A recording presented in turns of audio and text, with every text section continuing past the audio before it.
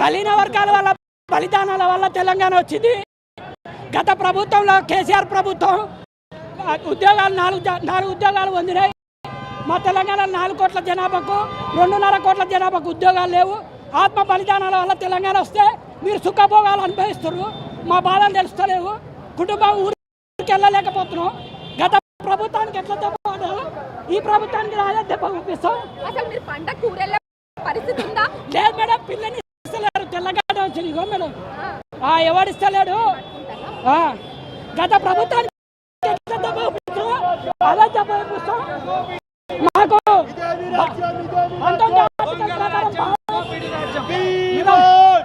19 article ప్రకారం భావ వ్యక్తీకరణ లేదు. జీవించే హక్కు 21 ఆర్టికల్ లేదు. ప్రభుత్వానికి చిత్తశుద్ధి ఉంటే వెంటనే 2 లక్షల ఉద్యోగాలు మరియు జాబ్ క్యాలెండర్ విడుదల చేయాలా? అసలు ప్రభుత్వానికి చిత్తశుద్ధి ఉందా అని నేను అడుగుతున్నా. ఈ రోజు 2 సంవత్సరాల నుండి కాంగ్రెస్ ప్రభుత్వం మోసం చేస్తూనే వస్తుంది. ఇంకా రోజులు ఎన్ని రోజులు మేము నిరుద్యోగులు మోసపోవాలా?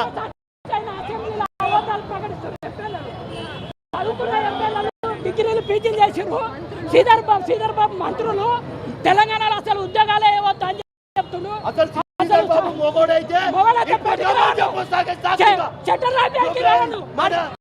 పెళ్లి చేసుకుంటే సెంట్రల్ లైబ్రరీకి రావాలని చెప్తాం.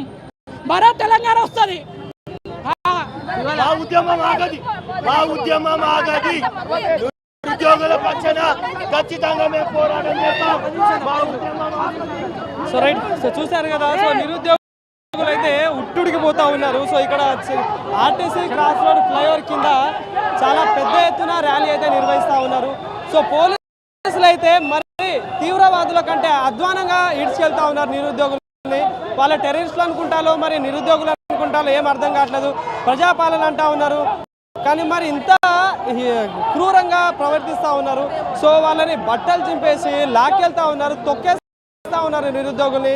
సో వాళ్ళు శాంతియుతంగా ధర్నా చేద్దామని వస్తుంటే వాళ్ళని ఎత్తుకెళ్తున్న పరిస్థితి, అక్రమంగా ఎత్తుకెళ్తున్న పరిస్థితి అయితే కనిపిస్తుంది. చూసుకోవచ్చు, నిరుద్యోగులు అందరూ చాలా పెద్ద ఎత్తున అయితే ఈ ధర్నాలో పాల్గొంటా ఉన్నారు.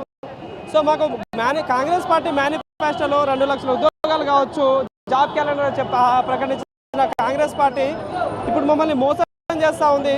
సో మొన్న శాసన మండలిలో శ్రీధర్ బాబు గారు మాట్లాడిన వ్యాఖ్యల్ని తీవ్రంగా ఖండిస్తూ ఉన్నాము. సో వచ్చిన 100 రోజుల్లోనే ఉద్యోగాలు ఇస్తామని చెప్పిన ప్రభుత్వం ఇప్పటికీ 2 ఏళ్ళు దాటుతూ ఉంది. ఇప్పటివరకు ఎలాంటి స్పందన అనేది లేదు. దాంతో భాగంగానే మమ్మల్ని ఇంతగానో ఇబ్బంది పెడతా ఉంది కాంగ్రెస్ ప్రభుత్వం అని చెప్పేసి